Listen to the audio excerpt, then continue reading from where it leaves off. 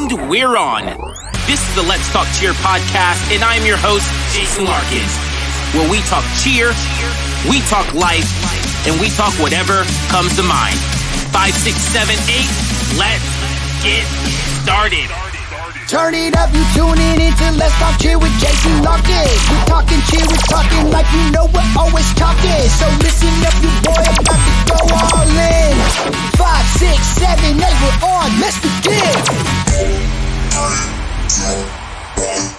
This is episode number 29. Not sure if there's going to be a 30, but thank you for joining back with us again. Our resident cheer mom. Don't be less when you can be more. Brittany Moore, what is going on? Just life, podcast, and running your kids around. There we go. And the lash business. Yes, the lashes are going pretty good. There we go. How's everything going for you? We're just getting out of like major choreography, weekends and stuff like that. So I think you guys on the calendar have a couple weekends to breathe a little bit, maybe. How's that going? It's going good. Today is officially the last day of choreography, so we'll wrap up some things here, but nothing too crazy. And, we're always busy. We never have a free weekend. Like, we're always going something. Like, we have a free weekend from the gym, but Ashley is sure to make sure that we are doing something active on the weekend. So I'm not sure where we're going this weekend, but I know we're going somewhere. Like, always, it's always in the calendar. So we're doing something. But yeah, who knows? We might even have cheer this weekend. I don't even know. So don't know. But anyway, Let's Talk Cheer podcast. Here we are. Make sure that we're here in the opening that you guys like the podcast. If you're new to the channel, be sure to subscribe. If you're faithful to the channel, share it with someone who you think would like it, and leave a 5-star review. But do something, help support the channel. And, here we go. So be more. You might notice that I am wearing purple today. And so over the weekend, Beth Hendricks Mundell actually passed away. So she was the owner at Rockstar Arizona. And so I just wanted to start off the show and, truly give our deepest condolences. Our thoughts and prayers are with the Rockstar Arizona family, with Beth's immediate family, her extended family. And I just can't imagine. She was pretty young.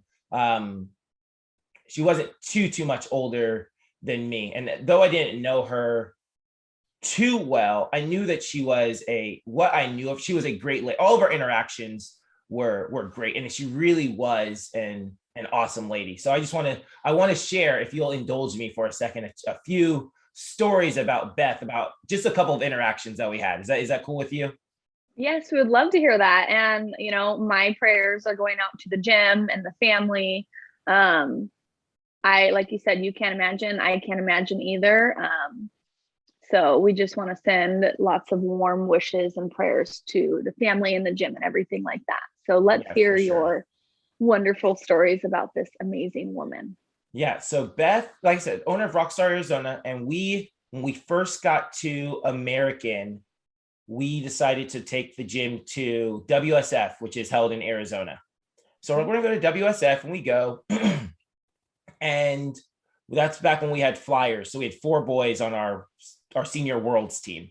And these boys are all in high school, and, they're good boys, like really legit, like what you want in a male cheerleader, right?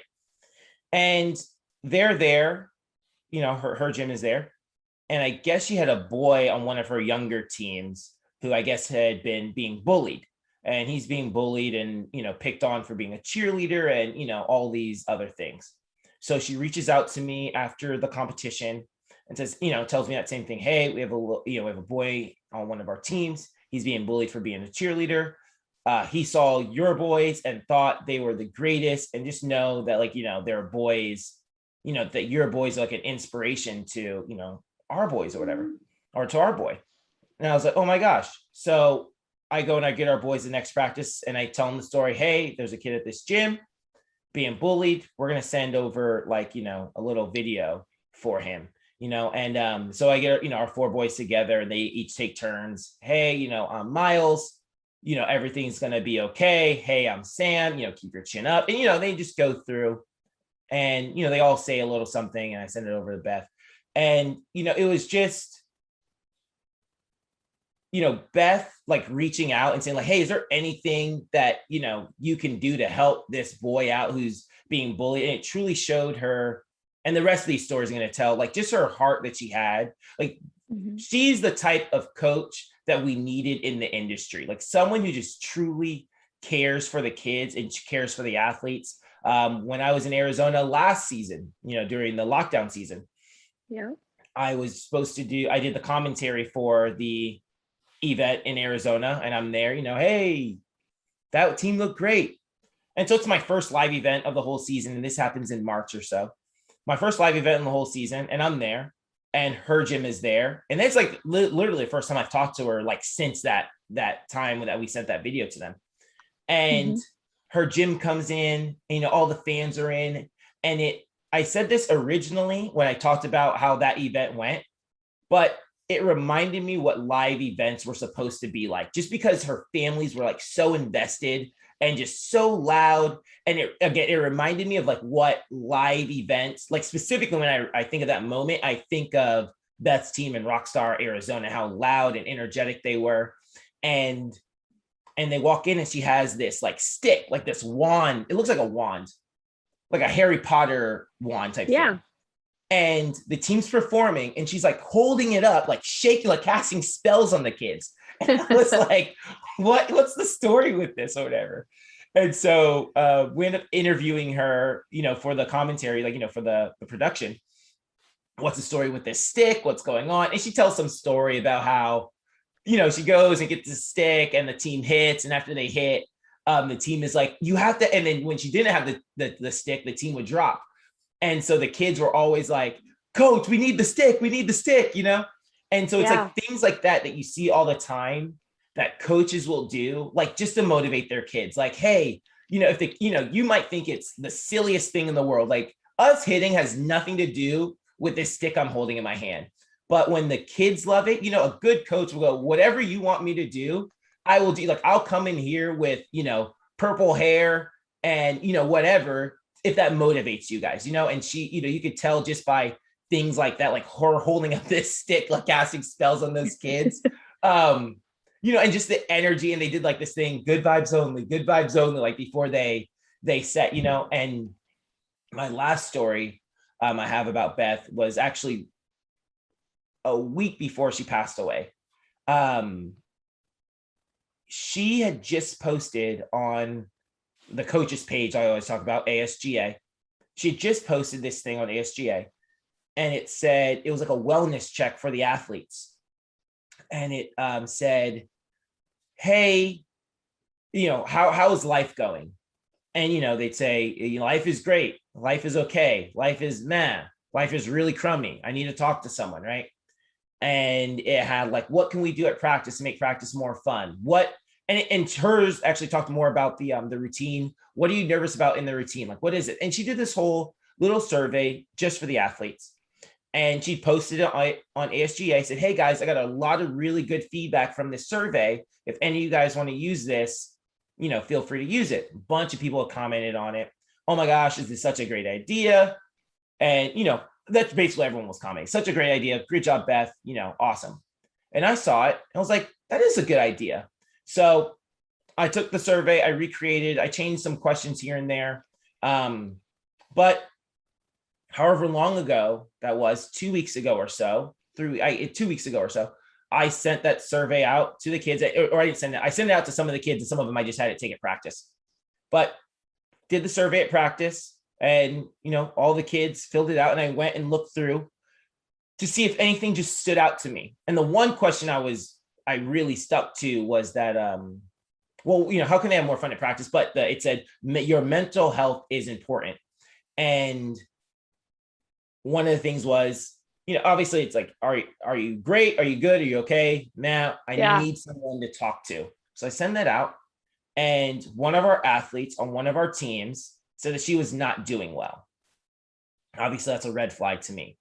Mm-hmm. So the next day at practice, I call the kid over, said, hey kid, what's going on? Or I just say, hey, is everything okay? And she has no idea I'm referencing the survey. Yeah. Is everything okay? Breaks down in tears. And I'm like, okay, things are not okay, right? And she said, oh, I'm being bullied at school. And she goes on about how she's being bullied at school. And I'm sitting there with my notebook. And I'm like, okay, well, what school do you go to? She names her school. Who are the kids bullying you? Names the kids, right? I go, okay, well, we'll figure something out. So I go, next day I'm in the office. I call the school and say, hey, I'm not sure who I'm supposed to talk to about bullying, but there is, someone's being bullied at the school, one of the athletes that I coach here at the gym.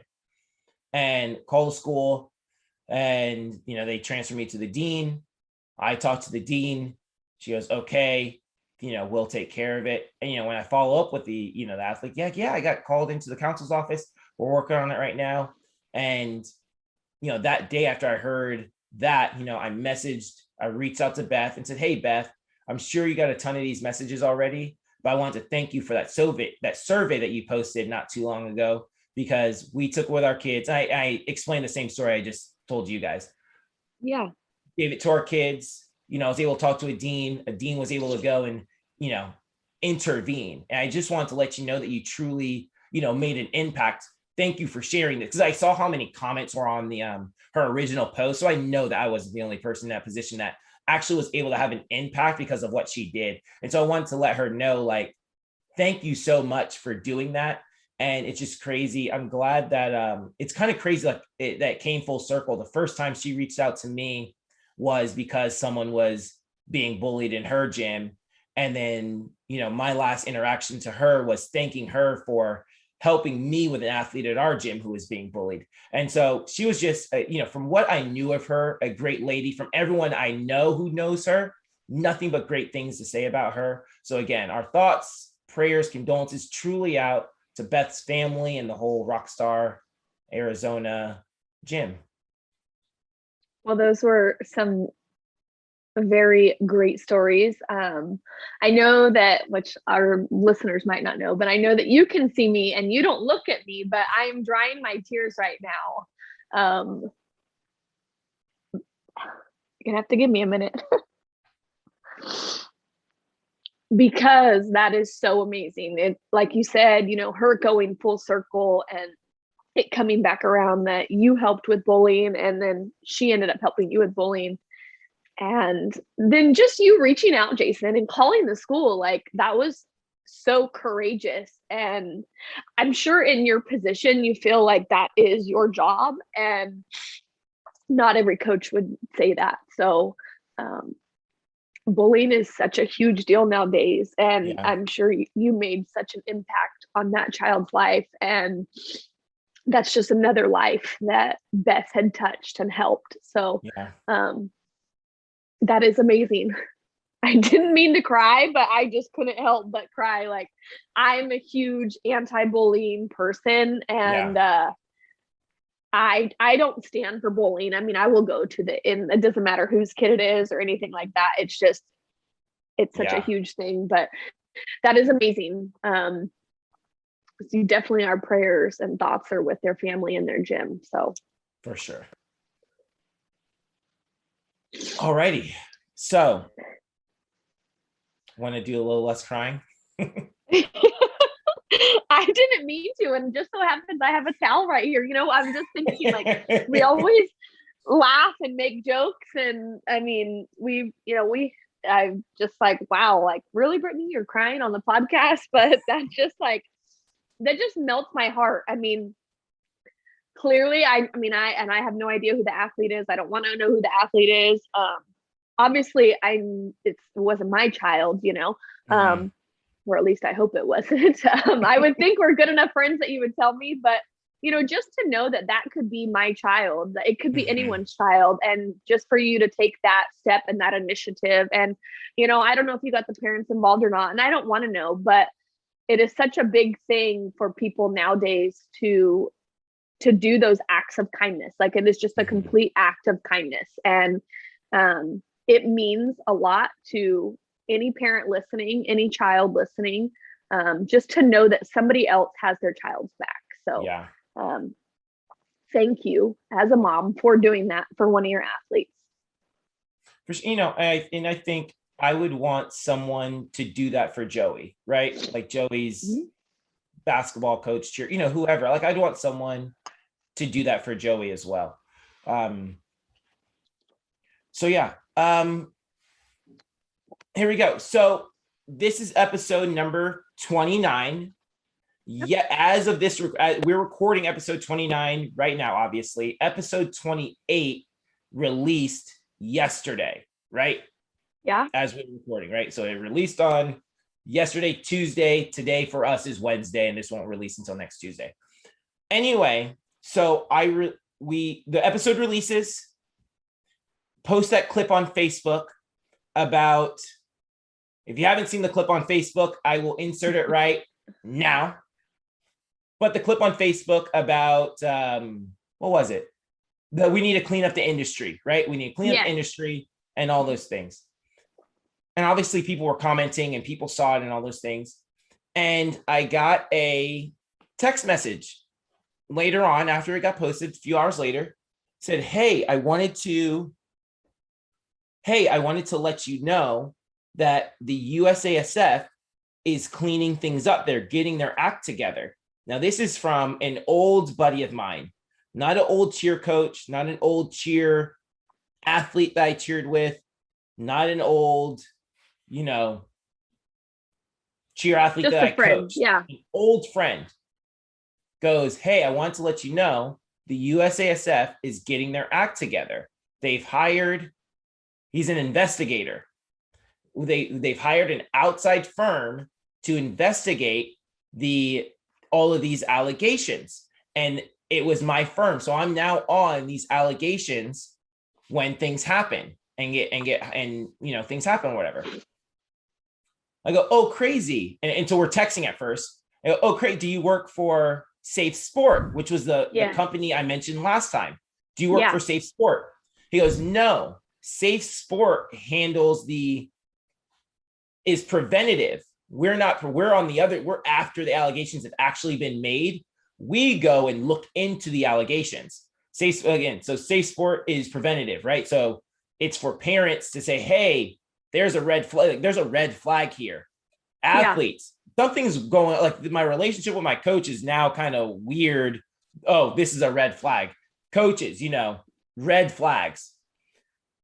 They're preventative. I actually investigate the, alleged crimes or, whatever happens. Mm-hmm. He eventually calls me and tells me a bunch of stuff I didn't know. And I went, oh my gosh, this is really good stuff. I need to share this on the podcast. Only because, and I say this because I felt like Barbara Walters, right? Like I got a source now. Like I'm cracking the news, people. Let's go. I cracked the case. Breaking news. Yeah, breaking news. Your boy with a source. So, and he goes, yeah. So here's what happens. He goes, he goes all this stuff. And so I got to make sure I say these things. What just happened? Give me a second. Well, I know what happened. Well, while we have a second and we still have listeners, don't forget to like, comment, share, subscribe, support the channel. We appreciate it. We do appreciate it. So want to hear a funny story, Brittany? Yeah. So we had some guy we hired a guy to install these lights and fans in our rooms, in our bedrooms, and they have a remote. Anyway, I'm in my new setup, as everyone can see, but it's next to Joey's room. And it's the same fan with the same remote.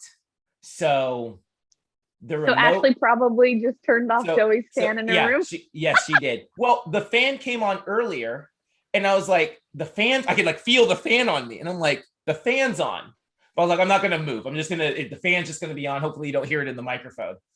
And obviously, you see that the light went out, and I'm like, yep, Ashley's in the other room, turning off lights in there. So Anyway, we're back, people. Funny. So anyway, so he calls me and he tells me all this stuff, right? Mm-hmm. And so I'm gonna go through some, and it really did. And I only say all this to say it honestly, gave me confidence in the USASF. And I know that a lot of people have lost confidence in the USASF, but to hear him truly as a third party tell me what they were doing, again, it gave me confidence. Talking to him directly, he's an old friend that I honestly trust and know he's doing things the right way, especially, what he's telling me. So he goes, yeah, so here's what happens. We now get, when a report is made, it goes directly to us, it goes to our firm, and it gets sent out to one of our investigators. Then we investigate. And he said, we are not on the criminal side. He said, we just determine if someone is eligible to be on if they're supposed to be on that ineligible list or temporary ineligible list. So you may have heard, I know some of the families, I know coaches definitely know, there's an eligible list or a temporary ineligible list. You can go on USASF right now or USA Cheer, and you can see all the coaches who are not supposed to be coaching in gyms, right? And you can go down the list and go, oh, this person is not supposed to be coaching at gyms. And if you're going to, if someone applies at the gym, I can go to USASF, wherever, find the list and go, oh, this coach is on the list. I can't hire you, buddy. Sorry. He goes, we determine if they're supposed to be on that list. He says, well, the first thing that parents need to do is that they need to 100%, because we talked about the documentary a little bit. He said 100% parents need to first contact law enforcement, their local authorities. That is the first thing that parents need to do. 100%. He said after that, they should contact USASF. He said the reason being they have to cross report, because local law enforcement doesn't, contact every entity in the world and let them know there's a bad guy. So, Bakersfield PD doesn't call USASF and go, hey, we got a bad guy here. So it's important that after a report is made, either by a parent or an athlete or a coach, that they cross-reference it or cross-report back to the USASF. Once that happens, it gets sent to an investigator. The investigator, goes and starts to investigate. And he said, we're just trying to determine if they should be on this list or not. He said, and our burden of proof is a lot lower than a criminal case. So, I've watched enough TV. I'm sure you've watched enough TV where they go, you have to prove that this person is guilty beyond the shadow of a doubt. Right. Yeah. And so, the jurors have to go and go, no, it's 9. I'm not sure what a shadow of a doubt, what that percentage, if we put a percentage to it, but it's like, it sounds like to me, no, we are not, with the evidence that's been presented to us, we are 99% sure that guy did it, right? This girl did, or this person committed this act, right? Beyond the shadow of a doubt. He said, we don't have to prove it as much as that to determine if they're on that list. He's like, we basically have to prove, he said 51%. He's like, not even 51%, 50.1% is all we have to be able to prove. And I was like, oh, like you probably did it. And if someone probably did it, they get put on that ineligible list or temporary ineligible list. And I was like, okay, like they don't have to actually, and I like that because it goes, yeah, this guy probably did, or probably had something probably happened. Now they might not be able to prove it in the court of law with because you need so much more evidence.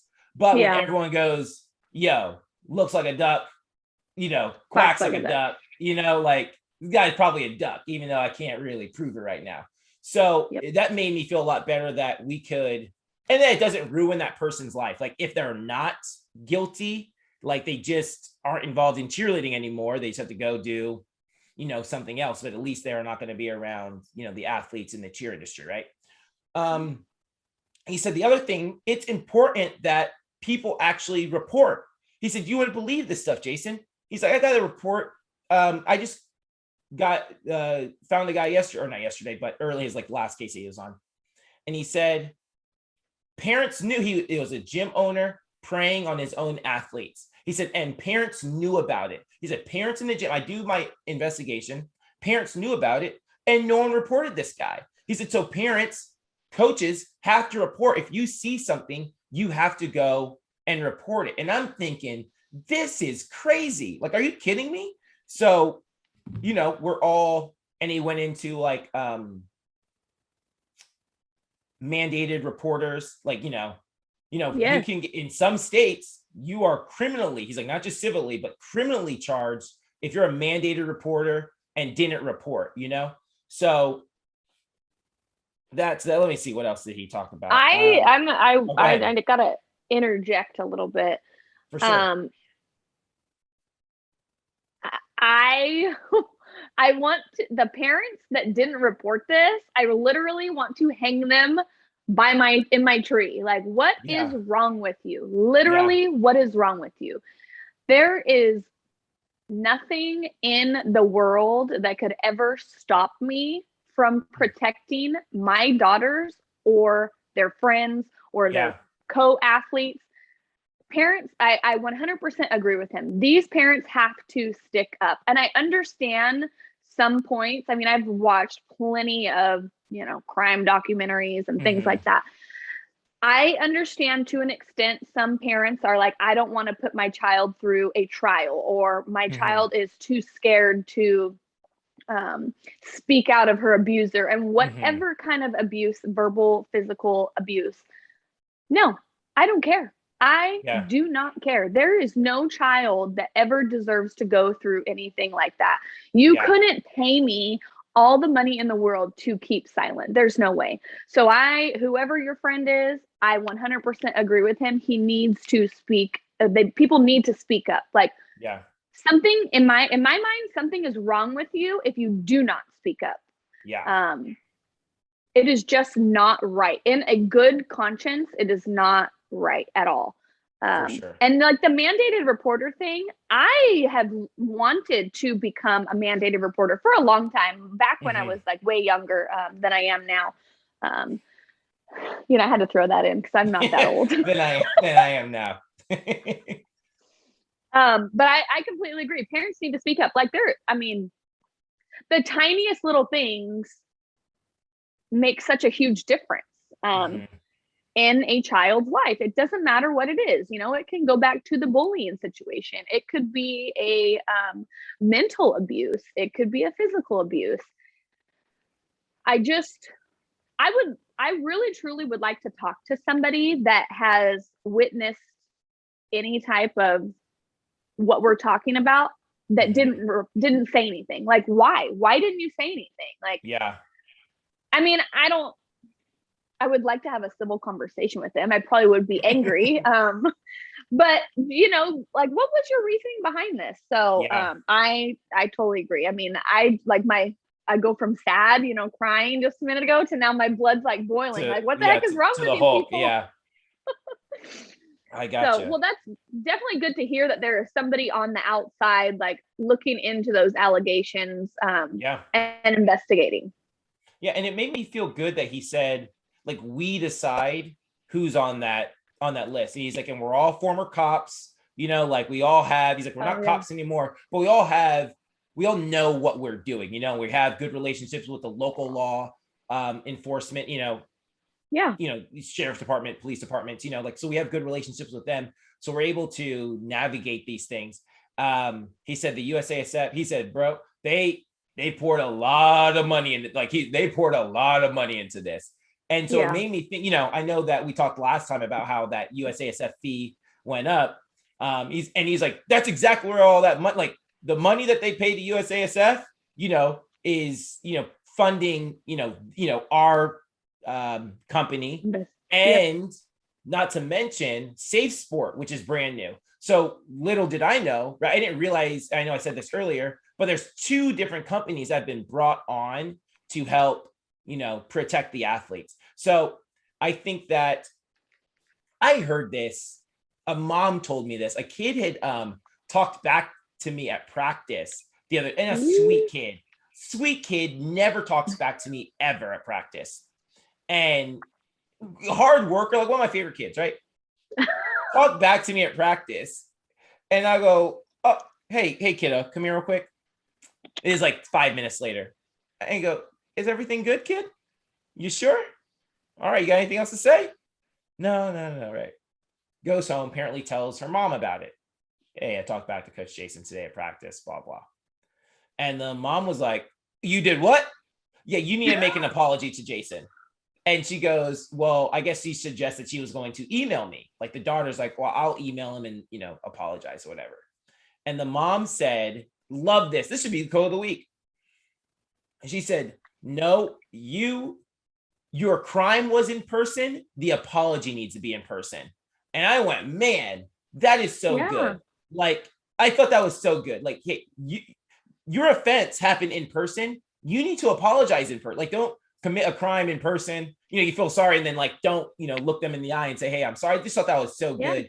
And so I think that we constantly have given USASF a bad rap and I got the sense through talking to him that the USASF has dropped the ball in this particular instance. Like the ball has been dropped, fumbled, to say the least, when it comes to abusers in the industry.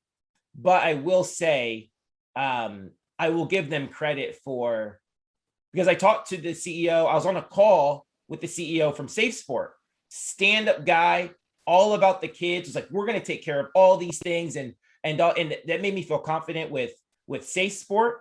And now hearing that there's this additional, third party investigating, agency or company, whatever we're calling it, made me feel real, confident, that moving forward, that All-Star Cheer is going to be a lot safer place than it was, in the last 5-10 years. Right. So, and they're trying.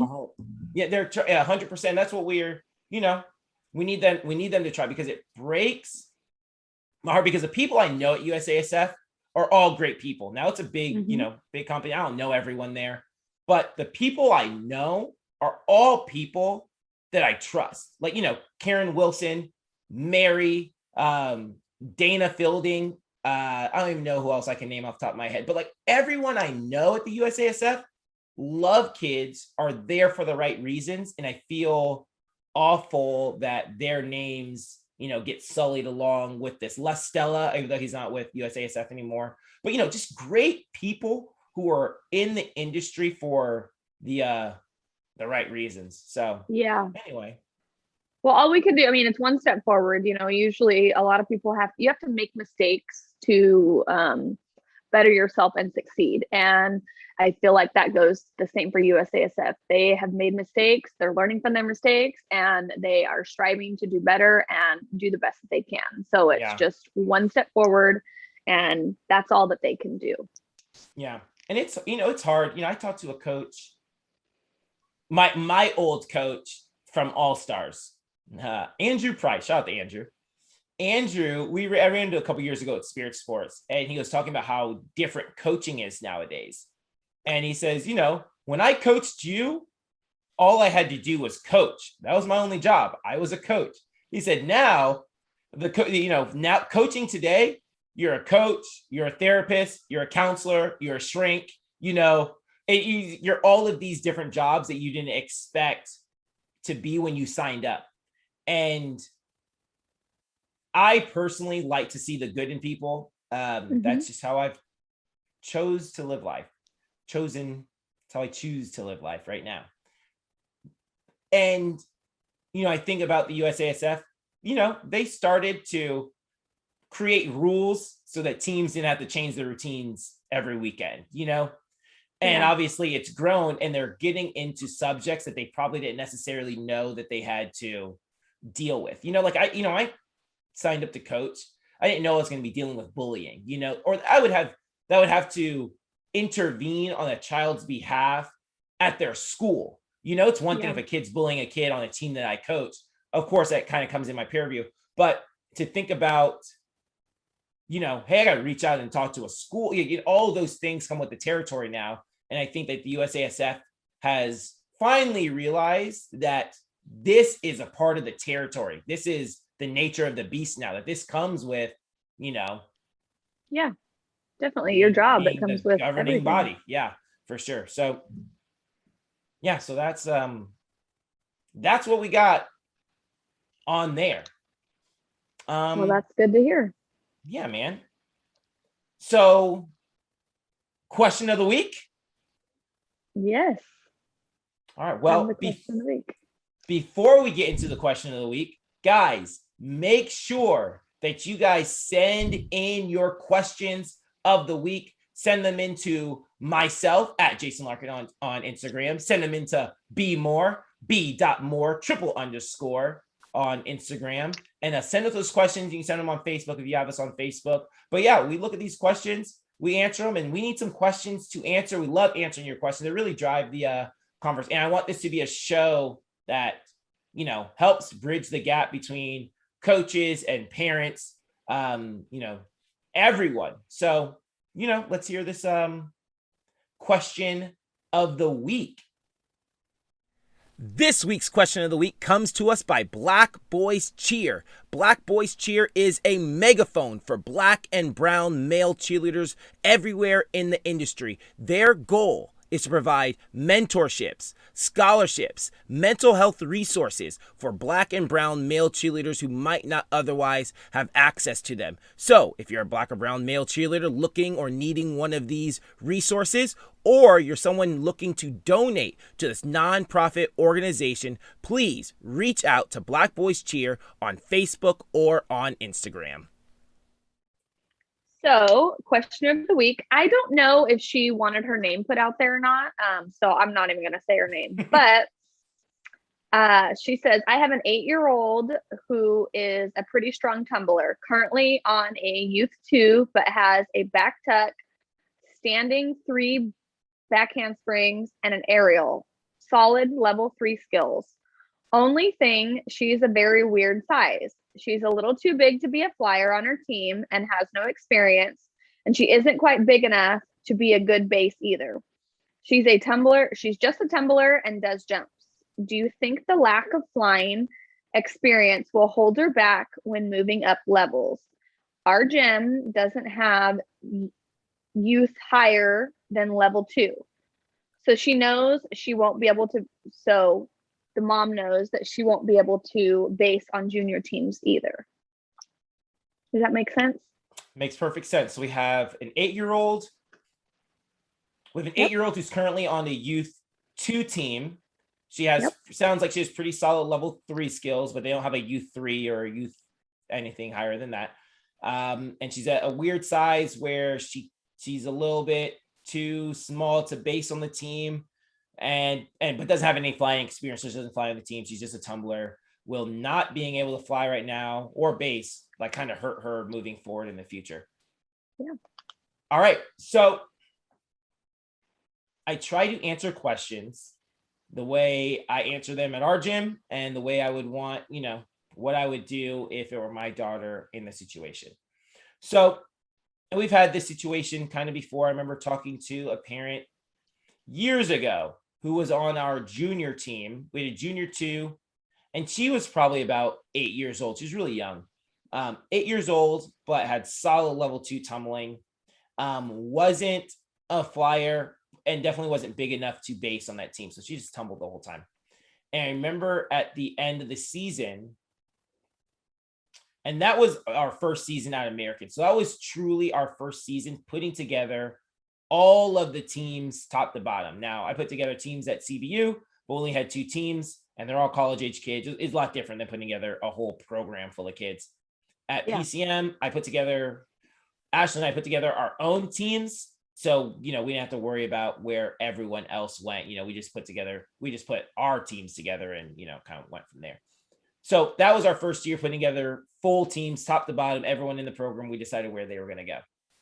And, you know, she's young enough. She's age eligible for a junior team. She had a back handspring, right? Put her on junior 2. And at the end of the year, I thought, I don't know if this was the best team for her. I don't know what other team I would have put her on. And I remember telling the mom, I wish we would have had a youth 2 for her.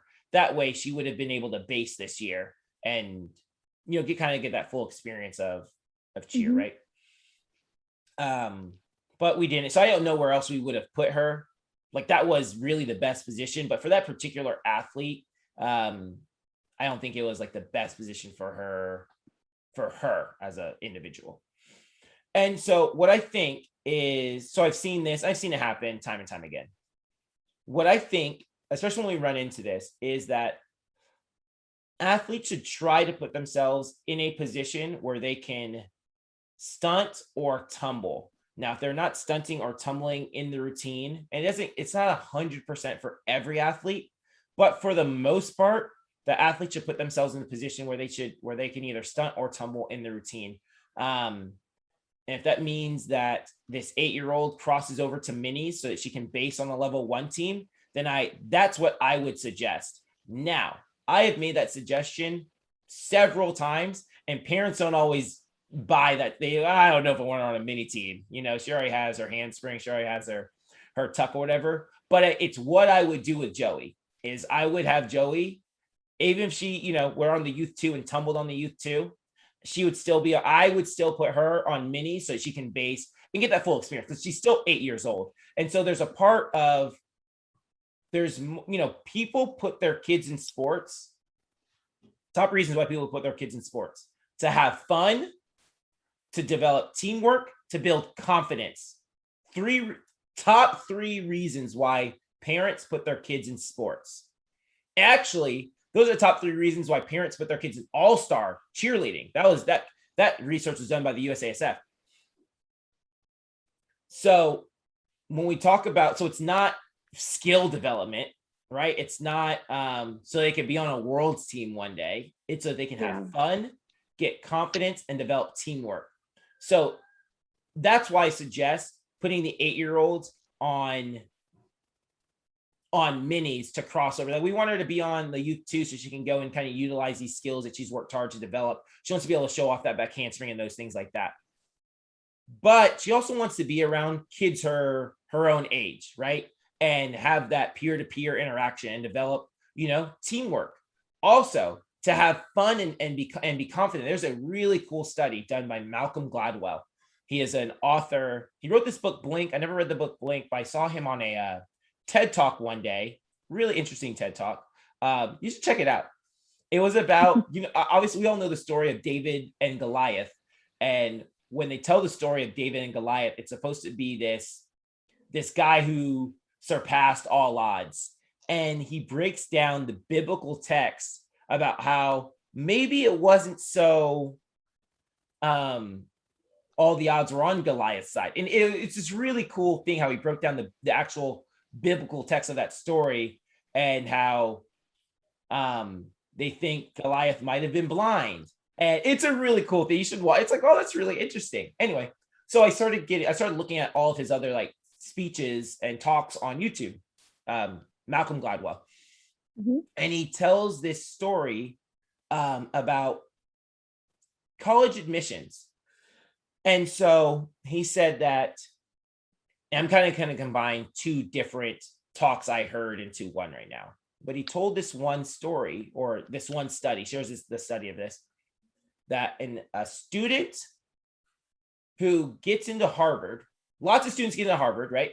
And these kids are the best of the best, the brightest kids are out there, right? They're at Harvard, right? Yeah. And obviously not all of them are still the top of their class when they go to Harvard. Some of those kids now have to be the middle of the class or the bottom of the class now, right? And he says those people who end up being middle of the class, bottom of the class, they do so much worse in life than those who end up going to decide, you know what, Harvard's too much for me. I'm just going to go back home. I'm going to go to the University of Tennessee. And where they go to the University of Tennessee, this is the example he used, but they go to the University of Tennessee and they are top of the class again. Those kids have so much confidence because they're at the top of their class. They end up being way more successful graduating from, Tennessee than being middle of the pack and being stressed out the whole time, middle of the pack in, at Harvard, right? And you would think someone from Harvard who graduated from Harvard would end up having a better life than someone who went to, University of Tennessee, right? So nothing against the University of Tennessee. It's just the example he used. So don't at me, guys. But I thought that was really interesting. And I always think about that. These kids should be building confidence, where they are.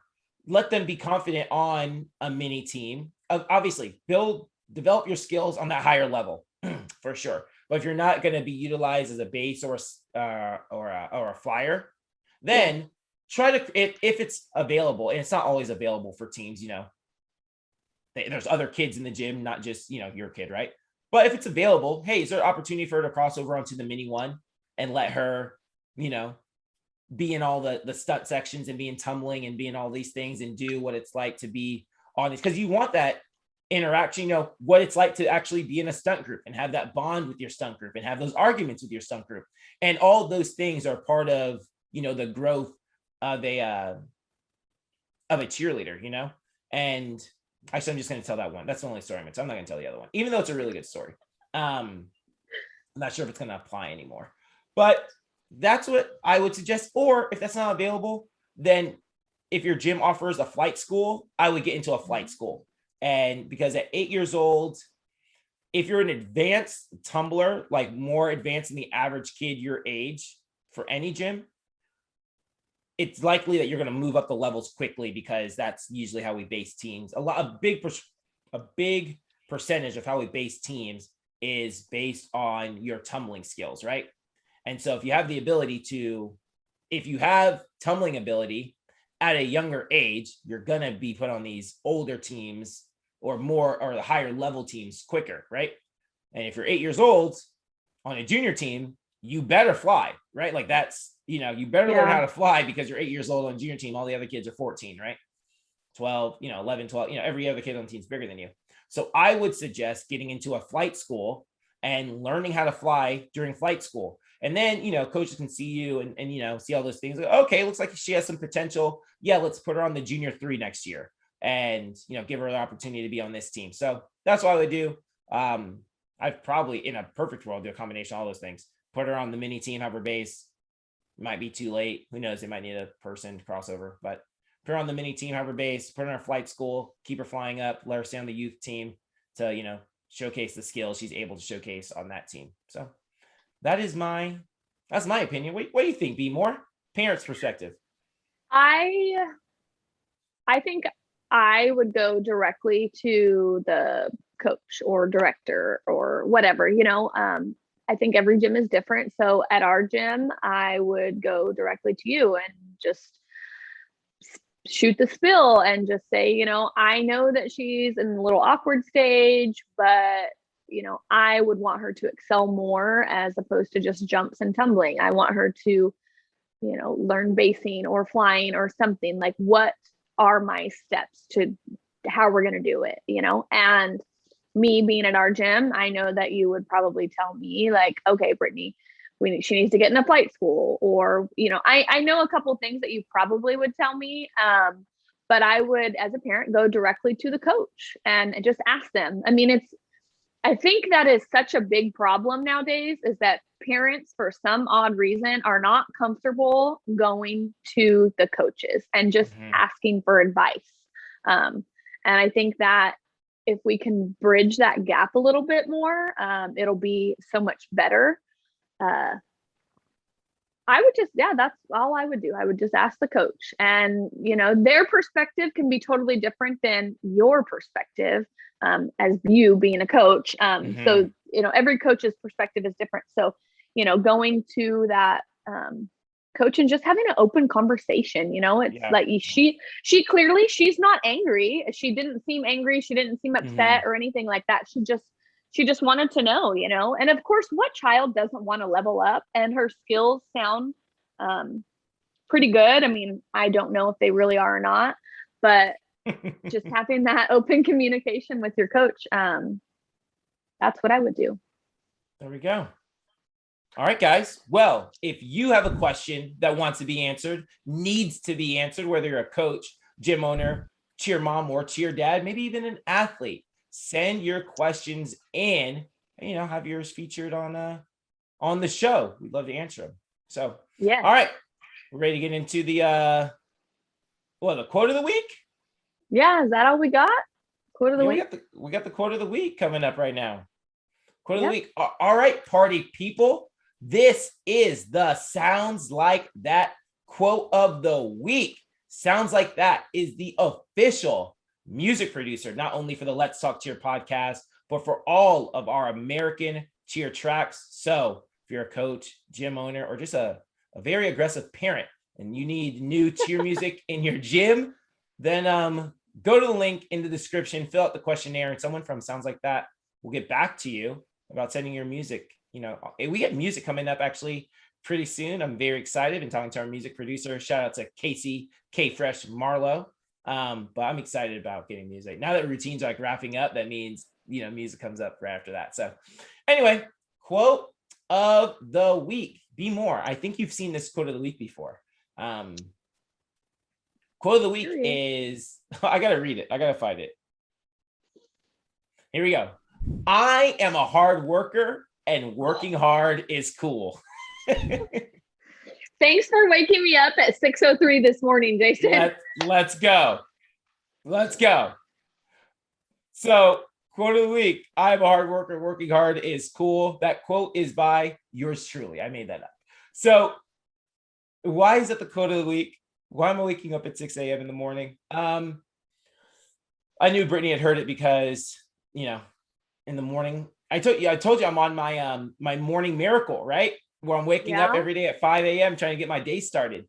So one of the things I do is my morning affirmations, and I'm just supposed to affirm myself that I am the greatest ever, right? And we do the monthly power statements for the athletes, which I guess is more of an affirmation. But if we go back to we've been doing them for a while. This is the first month we've done them this season, but we've done them for several seasons where we'll have a saying of the month that the kids put in the group chat every day. And it's just to kind of create that self-image of whatever we're trying to get across. We have the gym power statement that the kids know. We nail perfect routines with a high caliber of execution and a Broadway style performance. Like that's what we want. You know, when the kids take the mat, we want them to know that that's who they are. There's this really cool thing that says you cannot outperform your self-image. So whoever you think you are, that's who you're going to act like. The way that you see yourself, your habits are then going to transform into that person. So it's really important that you have a strong, confident self-image about yourself because your habits are going to start to match that. And then you'll actually become that person, right? So every month we try to reaffirm, you know, something. And this is I've been trying to think, you know, what is the quote going to be? And I went back and forth between some of the ones we have used in the past. And then it hit me. The kids were at practice the other day. I'm trying to get them kind of in tune at practice, trying to get them in tune, like, hey, come on, guys. And I just see them like talking, you know, just talking about stuff, you know, just what I would call gossip. I don't know, but this is the way they're talking to each other. They're just talking about stuff that's going on at school or something that someone said or what's going on, or just doing stuff that they're just trying to be cool, you know? Yeah. And it reminded me because I did this literally yesterday. And I told the kids, guys, we're just trying to be cool right now. And we need to be working hard. And so one thing that happens at competitions, happens all the time at competitions. People go to competitions, all the coaches get around. And the first thing coaches do is complain about their scores. Oh, the scores are awful. And you kind of feel bad when you don't want to complain about your scores. So to fit in, I got to go, yeah, man. Yeah, they hosed us, man. Like, oh, the scores were, yeah, who are these judges up here, you know? And I'm telling the kids, but guys, it's not cool to be lazy at practice. Like, you're trying to be cool. Anyway, so I showed them this video. It's one of my favorite videos. A guy named Gino, he's the coach for the women's basketball team at UConn. So legendary basketball program there and, you know, tons of national championships. And he has this, you know, this YouTube or this video clip of him at a press conference. And he goes, it's really hard nowadays to find motivated athletes, kids who just love the sport and, you know, are hungry for the sport and hungry to get better. He says, because all of these kids go and they watch the NBA or the WNBA or the NFL, whatever they watch, and what they see on TV are people just being cool. And he said, and so these kids go and they try to emulate them just being cool. So these kids don't even know what their pivot foot is yet. You know, they don't know their basic fundamentals, and they're trying to be cool. You see it at every AAU tournament, you see it here. So we really try to put an emphasis on, you know, try to recruiting these energetic athletes. And he said, and he goes on to say, I put a premium on body language. If you have bad body language, you won't get in the game. Anyway, so I've showed this quote to the kids several times over the years. And I go, guys, we're just trying to be cool. And we have a perception of like what cool is. And I go, but guys, being cool is being a hard worker. Like, and I told, it doesn't matter what team it was, but you know, they're doing jumping jacks. And when they were younger, they used to count all the jumping jacks out loud. 1, 2, 3, 4, 5. Yeah. I said, and now we're too cool to count out loud. So now we do them silently, you know? And I made a comparison about a team. We had Flyers years ago, and then we decided that we were no longer going to move on with our Worlds program, right? And those kids drove me crazy because they were all really cool. Those were cool kids. They really were, right? They're the coolest high school, highest level in the gym. Those kids never counted jumping jacks, no matter what. They just never counted them. They were too cool. And I said, you know what? When you guys were on the younger team, you guys would count out loud. And Flyers would drive me nuts because they would never count out loud. I said, now you guys are the cool kids. And now you guys don't count out loud. I have no idea when that switched, but you know, but we got to stop acting cool. So the point is, we send that text message every morning. And it doesn't have to be every morning. It's when I want to do it, right? But I figure they're up. They got to go to school, right? They go to school still? Your kids go to school? My kids go to school, but they don't get up till 6:45. So you're waking me up every single morning. Literally, this morning. Do not disturb. No, this morning you sent the message, and I've said this before. I don't feel like the twins are responsible enough, which I might just add them to the group me and delete myself. And if they get themselves in trouble, they do. But Ryan says, "Who's texting you this early?" I said, "It was Jason," and he's all, "What?" Well, like, yeah, and literally, please clarify to your husband, he's not texting me. Well, don't say, well, he's texting the kids. Don't say that either. Say, he's putting a reminder in the group chat. That's what you need to say. And you are the only other man that calls me or texts me all the time or whatever. So when you called the other day, we were at dinner and he's like, "Who is that?" I'm like, "Jason." And then Ryan's mom's like, "What's going on?" He's like, "Oh, it's about her podcast." So there you go. He's like totally fine with it. But so when you send that message, the girls got up and everything. And I said, "Girls, I am a hard worker." And they said, "Because working hard is cool." I said, "Okay, I just need to hear you say it because I'm going to respond back and say twins because they don't have the group me." So every morning you're waking me up. There you go. That's what happens when parents are on the group chat. See? I think today's the day. I'm deleting it and the girls are going to have it themselves. That was my plan all along. Yeah.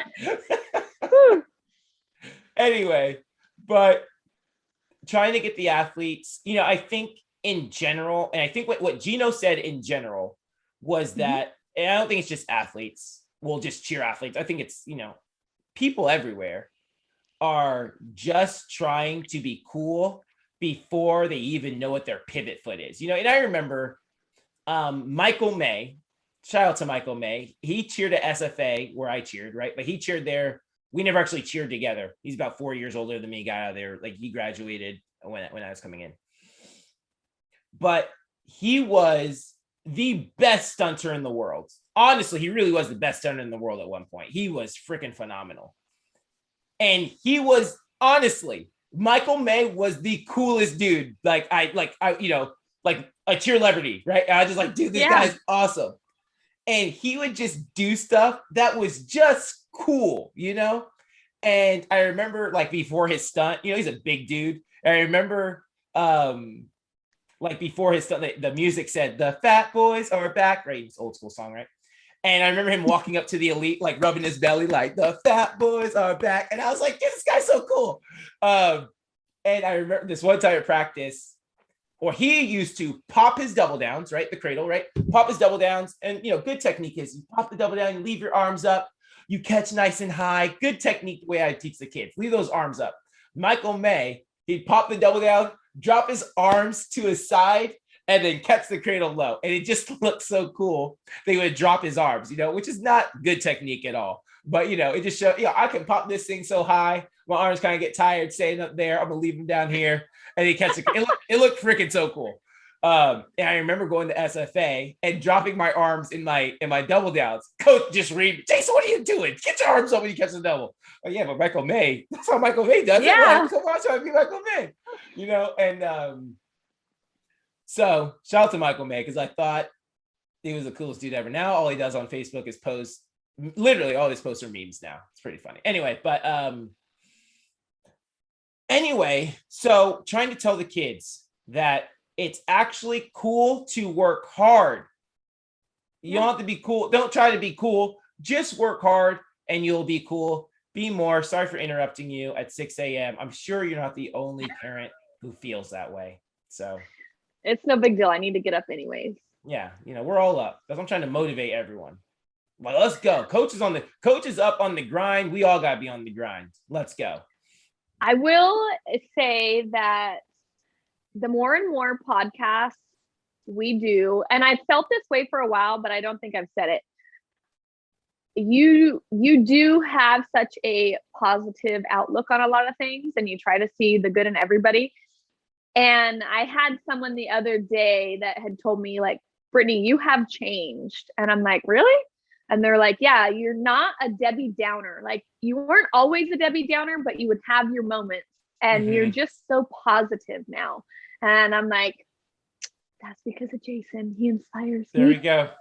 There we go. But I do want to say something to everybody. I told this every morning, and I have always told them this since they were in kindergarten, even when I worked and left for the house. I always used to tell them, make somebody smile today. It doesn't matter what you do, whether you compliment them on your shirt looks cute or your hair looks good, or it doesn't matter. If you make one person smile, you have no idea how that's going to affect their day. That can make them have a better day. So 100%. And I tell it to them every single day when I drop them off for school. Don't forget, we know mommy, make someone smile today. And cool. Some days they will come home and they'll say, I made someone smile today. Some days they won't. But I'm drilling it into their head, just like you are drilling it into their head too. Yeah. It is cool to work hard. Yeah. So everybody listening, make someone smile today.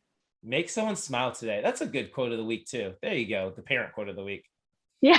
Stuff. All right. We got anything else? What else are we talking about today? I don't think we have anything else. I think that's it.